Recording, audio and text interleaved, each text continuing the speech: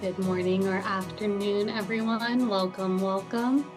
Very excited for us to connect, albeit virtually today. And we'll go ahead and get started in just a minute. A couple just high-level housekeeping details. The way this webinar is structured is, as you can see, you're able to see my video. You as an attendee are not shown, so that might be helpful or not, depending on your preference.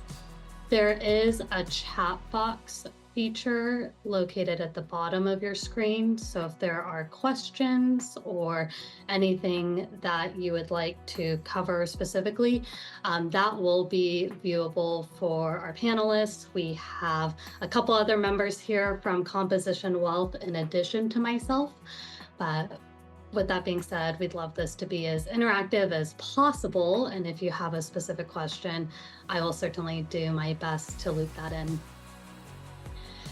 So with that being said, we'll go ahead and get started. Truly, thank you so much for taking some time out of your day to join me. My name's Samantha Kennedy, and I am one of the financial advisors here at Composition Wealth. Composition Wealth, we're a registered investment advisory firm that's able to provide support anywhere in the US. Our headquarters is in LA, and we have a very heavy focus in Seattle, which is where I am speaking today. The reason I am highlighting that part is, although we'll be going through suddenly single transitions or what to consider, specifically in the divorce space, I will share a lot of the content in the webinar. We'll be focusing on community property states. So if you happen to live in a non-community property state, please feel free to reach out after the call or make sure that the rules in your state align with the objectives that you have. So taking another step back, I've been in the industry about 10 years, and why are we here today? Financial planning, it's incredibly important. The more clarity as to what does that future look like, what's important to you, the greater the odds that that future will ultimately happen. But the other part of financial planning is, what are some unexpected events? What are some curveballs? Very rarely does life go as planned. And so the reason we're all here today is to focus in the suddenly single space. I'll share here momentarily what that means, as well as a bit of a personal story as to why this is such an area of focus and why we're passionate about supporting individuals going through these events. But with that being said, again, if you have questions, please feel free to be interactive, and we will certainly incorporate that. Okay, to kick off. So what does suddenly single mean? Whether it's due to divorce or the loss of a spouse, suddenly single is a time in life where your relationship status may be adjusting. Maybe you've been with someone for the past 20, 30 years. You're transitioning to a phase of life where you're making decisions solely. And this is a time in life where everything can feel uncertain. The reason the transition is so complex is, just like normal financial planning, there is no one-size-fits-all roadmap. Each individual experiences life differently. They have different priorities, different status quo items that have various intensities of importance. But the commonality between all of these suddenly single spaces is an individual is put in a position to make major financial decisions while surviving extremely emotional days and often under a lot of stress. So today, the reason why we're here is to bring clarity, structure, and support on how you can take the first step forward if you are going through a divorce, if you have lost a loved one, or if you're navigating the preliminary stages of caretaking. So taking a little bit of a step back, what is the roadmap? What's the game plan? What's the strategy to working through this type of chapter of life? The first step is put your own oxygen mask on first. Now, this may take you to being on an airplane, but as I say this, the image that comes to mind is a Thanksgiving table, spending time with people I love. The question I would encourage you to ask yourself is, as you envision that table, are you a seat? Are you sitting in a seat? Are you a participant? If you're going through a Suddenly Single challenge, your well-being matters just as much as the people you love most while you're making these decisions. Once you've adjusted or made the transition to having yourself be a priority as well, next you can start getting organized. Now, what does this mean? Getting organized in the financial space is gathering data. The first step is often looking through your mail. Do you have financial statements physically mailed to you each month? Do you have a mortgage statement? In today's world, you might have elected for electronic statements, which is fantastic to not have mail. But getting organized would require making a list of usernames, making a list of passwords, figuring out what applications might you need to put on your phone so you can have data at the ready. If you work with a financial professional, a CPA, a financial advisor, a loan officer, the great news is hopefully those relationships have been around for a while and they can help you get organized. They can help you gather these details. But in order to get organized, you have to determine what exists. Once we have an idea of where's our starting point, next we can actually look into priorities. Are there monthly bills that need to be addressed? Is there income deposited into a bank account that you actually don't have access to or you don't have visibility of? You might be thinking, okay, I know there's 2 pensions, I know there's 2 social securities, but the bank statement in front of you might only show 2 of those deposits. As you're working on gathering that data and getting organized, you start making a list of what information do I need to find? What are the steps I need to take to keep the status quo of life going? And then as you work through that list of priorities, the 4th step is assessing areas of your life that may need to take a different direction than planned.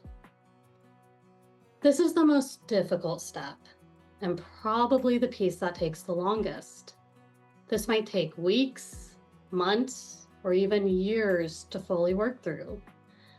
Because if you're faced with a suddenly single event in life, it's a bit of whiplash.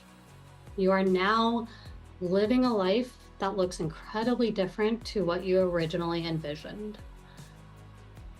So as you have the data, as you determine those front burner priorities, once those items are checked off, you can start thinking about what is the future you would like to start building and how can we be proactive with that?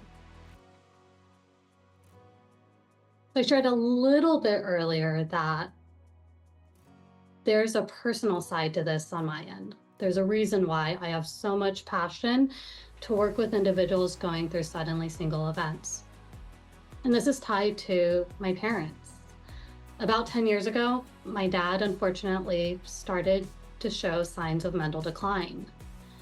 He was in his mid-60s, still active. He was still working 10 years ago, very sharp mentally. But as a family, we started noticing little changes. For instance, if we would go out to eat at a restaurant, he'd be extremely anxious, just waiting to be seated. By the time he was officially diagnosed, our family had already entered a season of change. My dad probably was going through a couple years at that point of very scary events. Now, what did this mean for my mom? My mom suddenly found herself responsible for all of the financial decisions tied to their household. Now, thank goodness, my parents being baby boomers, my mom, she actually was a stewardess. She did finances. She had her personal side. So she was in arguably a great starting point, at least, where all of this wasn't new. But the part that made her feel like a fish out of water was she was now responsible to figure out not only the day-to-day needs for herself and her own checkbook, but for the family. For my dad, she now has to think, my goodness, what medical bills do I need to think of? How do I make sure my husband's cared for? How do I make sure that the mortgage is paid, that the lawn person is paid? How do I do all the tasks that my husband was doing?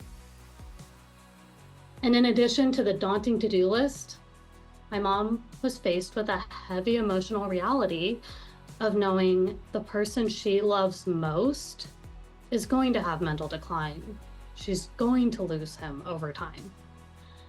And so watching my mom go through that journey 10 years later, she handles the finances now. She calls me once in a while with a quick question, but she has 90% of this ready to go. This is a big reason of why I do the work I do. I see the emotional toll it took on my mom, the fear of scarcity, the worry. And although financial planning, it is numbers.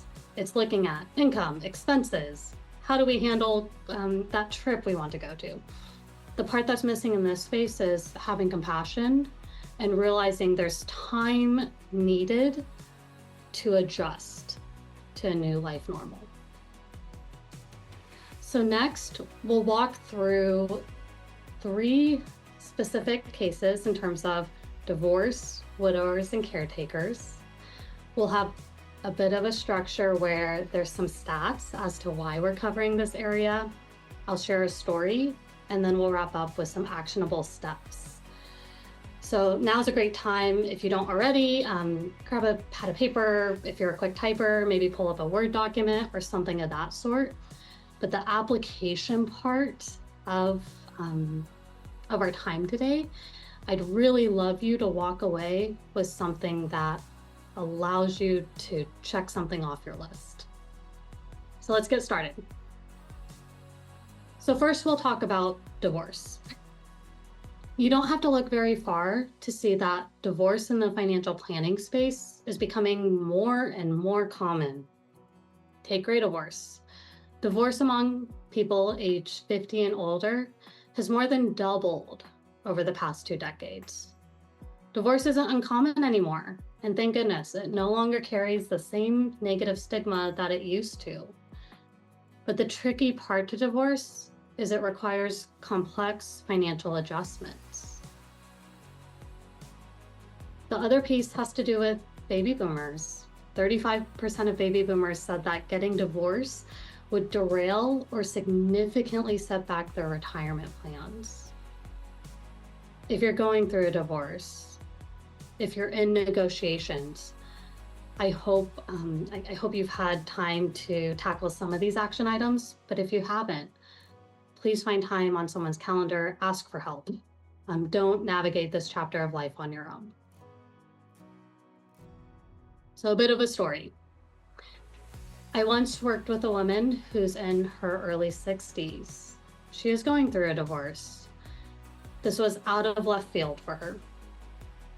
She really wanted to keep her home. And the reason for that was the only part of life she felt like she had control over. She had raised her kids there. She had neighbors. She envisioned walking around the neighborhood when she was retired. As we were looking through her cash flow, the tax implications, the cost of upkeep, it became very clear that although the home was an emotional anchor and it was grounding, long term, it would become a financial trap if her and her soon-to-be ex-husband just split every resource down the middle. So how did we work around this? Well, her and I spent hours talking about what life does she want to live. Let's make a list of those priority items. If it's a list of 10, can we hit all 10? If not, where is there some wiggle room? Where are there negotiables? At the end of the day, we were able to negotiate for a more flexible settlement. This included her keeping one of the rental properties that they had, It also included 100% of an investment account that had minimal capital gains.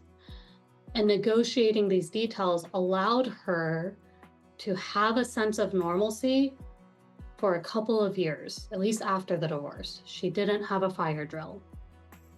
And because we knew that long term, the home would strap her in terms of cash flow, we were able to help her build a new projection for that retirement path. And divorce is tricky because very rarely when a couple separates, is it just let's gather everything we have and split it 50-50. Equitable doesn't always mean equal. In the story, we were able to negotiate a settlement that wasn't 50-50, that had resources accessible given what my client wanted to accomplish. If you're going through a divorce, you want to take time to consider the different types of assets. Depending on the resource, there may be different tax implications. For example, splitting equity in a home might feel straightforward until you take into account capital gains. For retirement, were you planning on selling the home? Were you relying on that 500 marital exclusion? The good news is with planning, if the home is sold within a certain amount of time, if there are negotiations for payouts in terms of settlement, there are ways to still reap the benefits of that long-term gain. Outside of the home, you also want to consider retirement accounts, non-qualified stock, inheritance. Are there resources that you might have had before the marriage? All of these are treated differently from the IRS perspective. And the last highlight for today in the divorce space are quadros, or qualified domestic relation orders. These are often overlooked. These are retirement plans tied to one's employer. And the tricky part with these is the rules tied to each company is different. So although you might want to say, great, we have a 401k, let's split it in half, you might not be able to do that. So understanding what are your options, what's the timing, how do you have as much flexibility as possible, making sure those questions are answered is incredibly important. And if you're making phone calls or if you're navigating this on your own, ideally you have someone on the phone with you who can ask these questions, who can make sure that the solution matches what's most important to you. Switching to widows. We are seeing a massive shift demographically as more and more Americans are entering retirement than ever before. The great news is we've had medical advancement. We're living longer. One of the results of this is life expectancy and the gap between men and women, it is widening. Women now live an average of 5.8 years longer than men. This is a year longer than 2010, so just 15 years ago.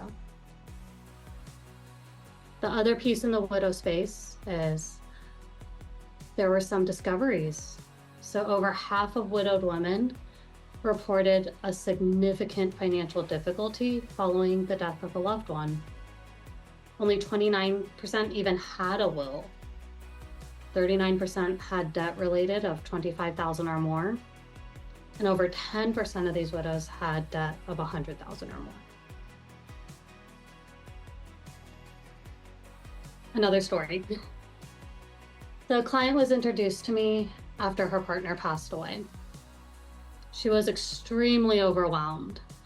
She had no idea what accounts existed, what she was a beneficiary on, who to call. And with all these questions, she was terrified that she would make a mistake. What was our first step? We organized everything into a timeline. Rather than saying, here's the laundry list of items you need to complete, the first conversation I had with her is, what's really keeping you up right now? What's something you're worried about from a quality of life perspective?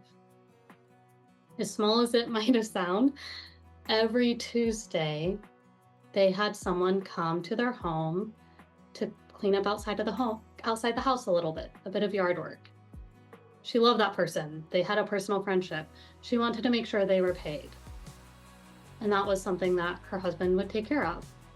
So the first step for her was making sure that her home could continue to look nice and she would be able to pay the person who was doing that work. It might seem very, very small. And honestly, in the widow space, that is a small item, but that was what was most important to her at that time. Once we had that handled, we were able to take a step back. We were able to say, okay, what Social Security benefits are you eligible for? Were there pensions? Her husband actually had a business as well. That took a lot of time to work through the settlement of the business, who would buy out her ownership. All those complex pieces, they were important. We needed to prioritize those items. But until she was able to check off that item that was keeping her up at night, it was impossible to have future conversations. So the most rewarding or just monumental piece to this relationship with her is a year after her husband passed away. She told me, you know, Samantha, when we started working together, when we worked through these details, having a plan, it let me stop panicking. It helped me sleep. And don't get me wrong, there are numbers that are rewards. We might want to save a certain amount of money before we can retire. And that is important. But in the suddenly single space, hearing that, wow, I was through a very difficult time in life and that financial plan allowed me to sleep, that's a huge reward. And so in the widow space, or if you have a parent, if you know someone who's going through this, please give them time to grieve, but also encourage them to get a handle on what does their financial life look like. One more story in the widow space. So this picture, I had a client where he moved to be closer to his daughter. And his daughter lived in a different state. He had no idea that moving out of his primary residence would significantly increase his property taxes. His plan actually was to hold on to that primary residence and rent it out. But the rules of the state said, we're going to grandfather you into the purchase price, which he purchased this home 25 years ago, the purchase price of the home for property taxes. But if you move, there will be a reassessment. So that was a huge surprise when he received that new property tax bill. So what did we do from the planning piece? Well, we reviewed his income, we reviewed his expenses, we connected him with the CPA in the state his daughter lived in. We adjusted his quarterly tax payments so he didn't have a surprise bill. And then we also said, okay, great. Do we want to hold on to the home forever? There's a huge step up in basis in terms of potential inheritance for your daughter, if that's important. Is there a point where maybe we sell the home and it funds future retirement needs? All of those questions are answered. But the piece tied to widowhood is you might move to be closer to a loved one. There might be surprises tied to that. So those fire drills, those items of, oh my goodness, here's a puzzle that I didn't expect. That's where having a financial planner in your court, having people you care about is incredibly important. So that not only can someone go through a grieving time and get to the other side, they're not faced with a decision that can't be undone.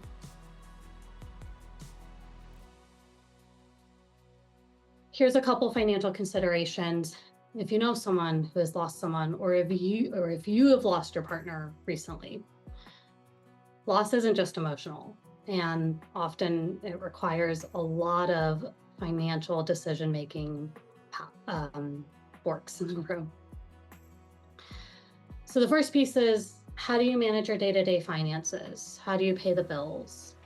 How do you make sure you can keep the status quo part of life going? Just like the previous story, Assessing, does it make sense to move? Does your financial plan still work in a different state?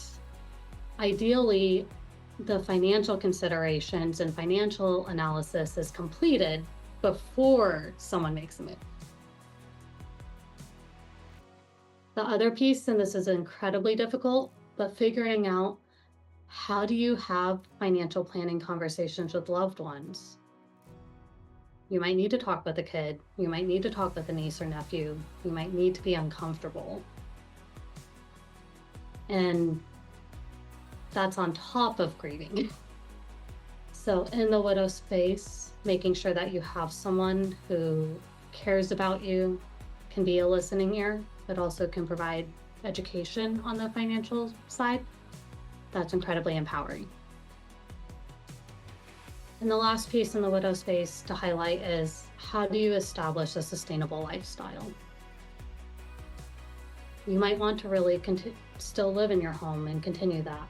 But what's the game plan if your physical health declines? Let's make sure we know all the pieces or all the people who may need to step in before those events happen. The last area of focus for today is caretakers. And as we consider suddenly single, or we hear that phrase, caretakers are often missed because on paper they're still married or they still have a partner. But the reality is, if you're caretaking, you're making decisions, and it can be incredibly isolating. Nearly 50% of family caretakers report having at least one negative financial experience that's a direct result of caretaking duties. 24% of caretakers have exhausted their personal short-term savings, and 13% have tapped into long-term savings. So caretaking, normally you're in a state of, what fire do I need to put out next? But from the planning perspective, if you can talk with professionals, there is a way to be proactive. I had a client where they were on top of it. They did their estate plan. They had every legal document in place, trust, power of attorney, healthcare directive, you name it. They had it. But when his wife was diagnosed with early stages of dementia, he quickly realized he had no idea how those documents were actually used in life. What's the application of them? Our first conversation was walking through, what do you expect the next 3 months? What about the next 6 months? What about the next 1 to 3 years? And walking through those events and this person envisioning what his life would look like, that allowed us to say, great, if that event happens, here's the document you need. Let's make sure it's on your phone. Let's make sure you have an electronic copy. Because if you need to speak on your wife's behalf, you don't want to be digging through a stack of paper this big to find the right form. The other part of this conversation included, who might he want to take care of him? He was so focused on, how do I care for my wife? But the other piece was, well, what if he needs help? And this opened the door for us to be proactive about including his kids, bringing them into the picture, encouraging him to ask for help, ask for that support. So that although there was an incredibly difficult journey ahead of him, A, he knew how to use the documents that he spent money for, and B, if he ran into something that he didn't quite know how to handle, he had the resources available. If you're a sole caretaker, you know how isolating that is. It's sort of like taking care of little kids. My sister-in-law, she'll be welcoming a niece into the world in a couple weeks. She has a toddler. She will say to me, Samantha, I'm with my son all the time, but my goodness, it feels like so alone. He's just making noise, talking to himself. sadly, caretaking can be similar. So if you're feeling isolated, please know and give yourself the grace that you probably didn't have formal training for this chapter of life. There is no right way. And so rather than continuing an isolated journey, let's see how you can bring in other people. How can you start taking stress off your plate? And one of the most valuable things a financial advisor can offer you is helping you create a financial map, something that gives structure to the chaos and helps you plan for the future stages of decline that may come next. In the story earlier, my client, he had the estate planning documents in place. But if you don't, that is one of the first steps. Let's make sure you have the power of attorney. Let's make sure we're budgeting for in-home healthcare. Let's make sure you have the resources that you need if events happen in the future. And the other piece in the caretaking space is future stages of decline, they're guaranteed. It's not a what if. So coming back to the very beginning of our time today and that vision of a Thanksgiving table, take time to make sure that you have a seat at the table. In addition to monitoring the health of your loved one, you're monitoring your own health. And you're making sure that fast forward 3 months, you haven't run into a brick wall and can't take care of the person you love most. Okay, it's a lot of talking so far. So to summarize, where do you start? How do you work through the noise? If you're navigating one of these suddenly single events in life, divorce, widowhood, caretaking, my goal after today is for you to walk away feeling empowered with at least the first answer as to how do I take that first step into the new chapter of my life. So some of this will be a bit of a repeat, but it's helpful to have steps stated multiple times. So the first piece is getting organized. What data can you find? What documents can you read to start building your financial picture? Once you know what exists, start determining the priorities. What are front burner items? What can wait till another day? I know what always helps me is writing it down. Being able to physically check off something is very rewarding. But if you need help determining the priorities, this is where asking for help, working with professionals, that part's really important. Once you have the data and you have the priorities, then you start talking about goals. And this order is very different than what I might call traditional financial planning. And traditional financial planning is when we're planning for events and being proactive. We're not reacting to something uncertain or something unexpected. When we're handed something out of left field, we have to gather data before we even discuss goals. Once you have the information, then you can start thinking about how do you want the next chapter to look? How can we start creating normalcy in your life? Now that you have the data, you have your priorities, you have some goals on the dartboard, then we can start going into immediate action steps. What's a phone call you can make today? What's an account that you can link to today? What's something that you can do to make life easier for the future version of yourself? Then you've made it to the next chapter. You've created your sense of normalcy. And after you have a little bit of experience, hopefully at least a couple of years of boring, then you can think about long-term planning. What does your financial future look like? What are some events that you can look forward to? And how can we prepare for those? So I hope this has been helpful.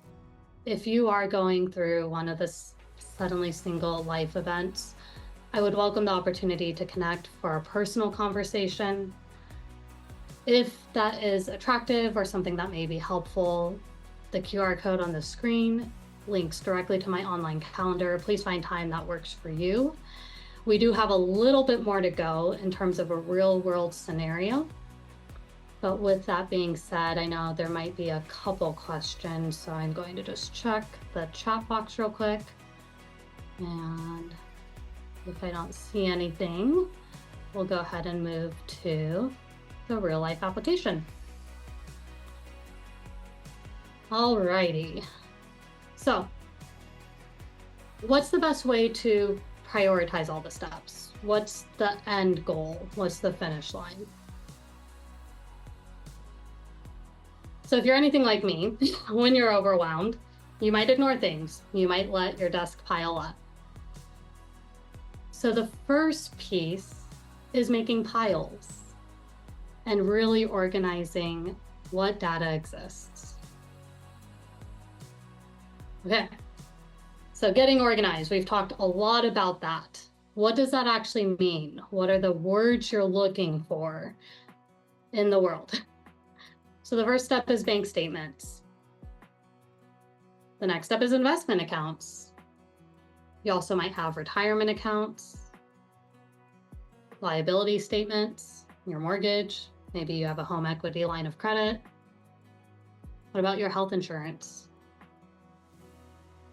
And if you haven't tackled estate planning, connecting with a local estate planner to make sure everything is set in place and the people who may need to speak on your behalf are able to do so. These are just a handful of some of the documents that you may be looking for.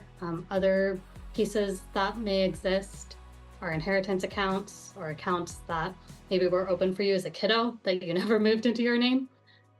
If you're going through a Suddenly Single event, now is a great time to do a reset and take time to have a brain dump as to what might be out there and how can you find it.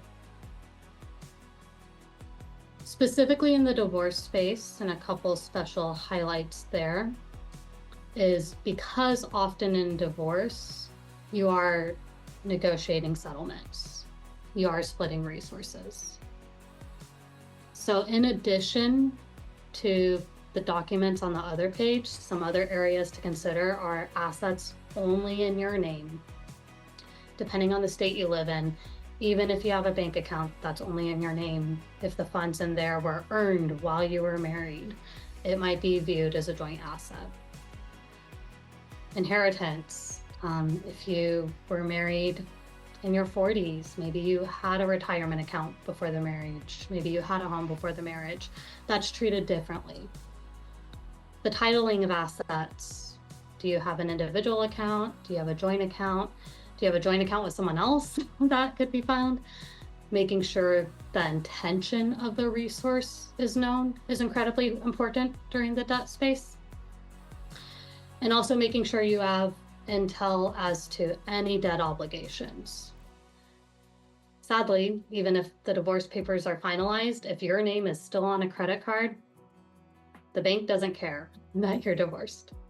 So the other part, or the other piece to consider in divorce, is not only the assets, but what are the debt obligations and what might you need to take care of before the final divorce decree is filed.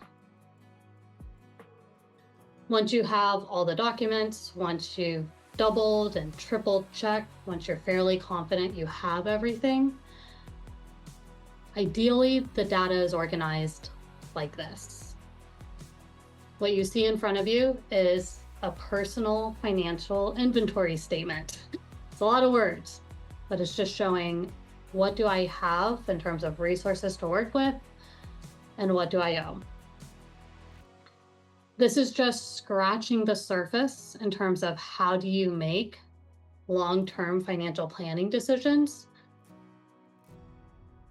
However, being organized and having a visual of what exists today can help you evaluate what resources do I need to earmark for the future, what can help me through this time of transition, and what accounts might I actually need to negotiate with, and this would be tied to the divorce piece again, but from a tax piece, here's the accounts that are treated differently. On paper, they're worth the same, but after taxes, they're different.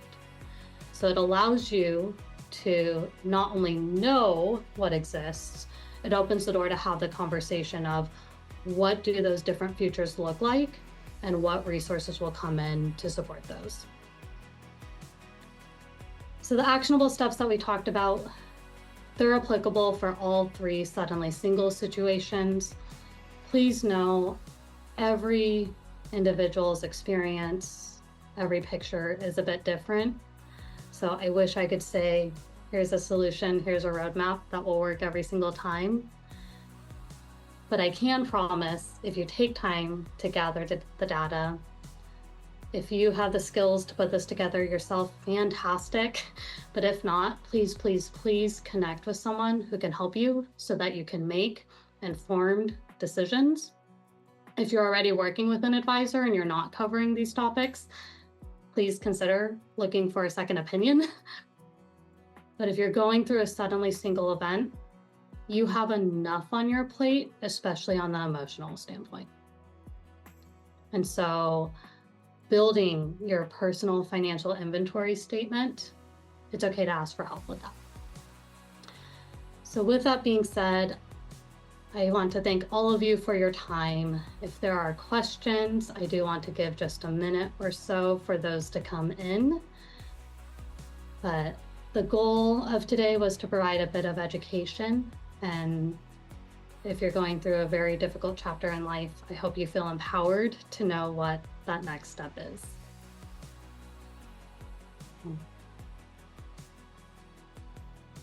Okay. So I don't see any questions coming in. So with that being said, we'll go ahead and get a little bit of time back to our day.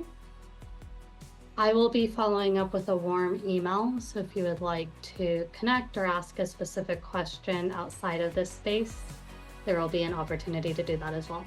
I hope you all have a great rest of your Thursday.